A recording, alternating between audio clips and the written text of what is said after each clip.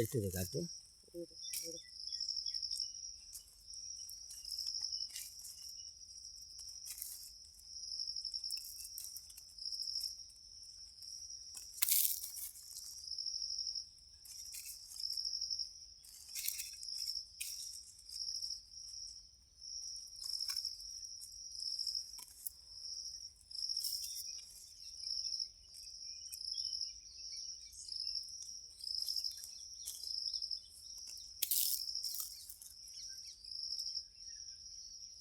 இது துணியால் போய்த்து தண்ணி விட்டாச்சுன்னா சல்லுன்னு இருக்கும். மூட்டை இப்போ நெல் எத்தனை விலைக்கு போகுது நெல்?